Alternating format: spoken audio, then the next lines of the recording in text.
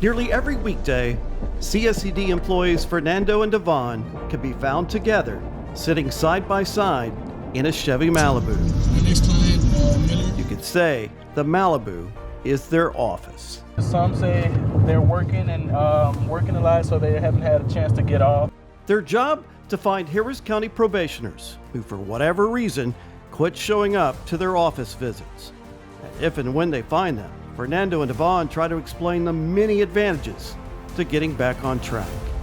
Everybody automatically assumes, oh, I'm going to jail or something's going on. So it's nice to, at the end of the visit, have them be calm and understand that we're just trying to help at the end of the day. It wasn't that long ago that arrest warrants were issued for these absconders, and many of our clients believe this practice still exists.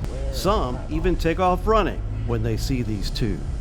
We've had people when we show up and they already have their go bags and they're ready to take off, and it's just kind of like, okay, it's not even like that. It's like, we're just here to talk, make sure you're okay. Because times have changed. Research shows that putting probation absconders back in jail doesn't scare them straight. They tend to reoffend. And the culture of probation has changed in Harris County, and we're coming to re-engage that client back into probation, help them complete successfully without going back to jail. That's what we want. That's our main priority. That's our main focus. Fernando and Devon are currently the only members of CSCD's field team, and right now they are primarily focused on our clients who have absconded from the RIC docket.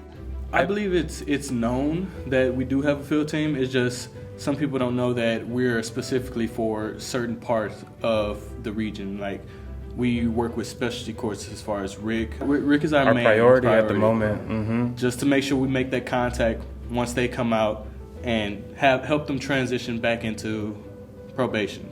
Many of our probationers on the RIC docket have a substance abuse problem, and some who start using again end up falling off our radar. Fernando tells us about one of them. The client's sister is the one who answered the door, and when I asked about the client, she stated that he was in the back high. So I asked if you can have him come up to the front, because me thinking, okay, they're out there smoking, he's currently high right now, is this the best situation to walk into? Well, when she came back, she told me, well, he can't come to the front because he's passed out. And sure enough, we opened the back door and the client was passed out, still holding a blunt in his hand.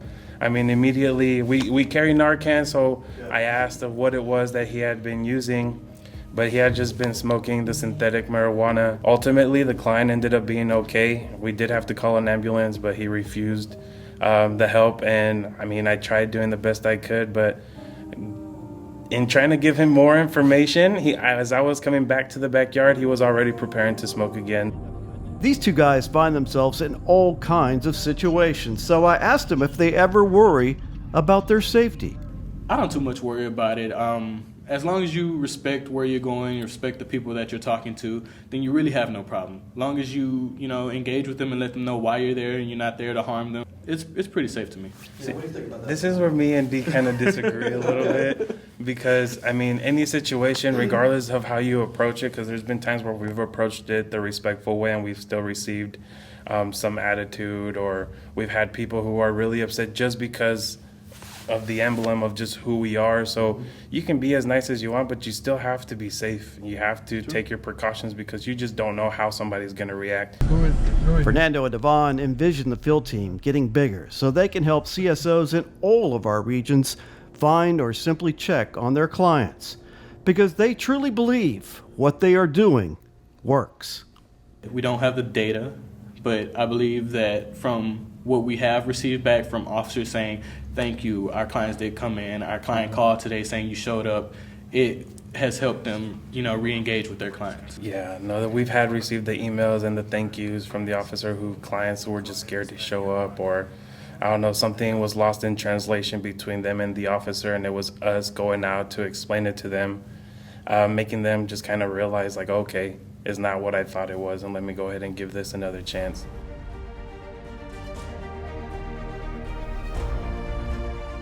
I want this team to expand. I want us to be a crucial part of every region. I want us to be utilized by every caseload. Right now, yes, we're more towards the specific needs, but I would like us to be available for any officer needing a visit, any officer needing a secondary just to go out, or a crisis moment and you can't go out, we'll go out for you. As I want us to get to that point where it's like, well, we can't go out today because we don't have the officers.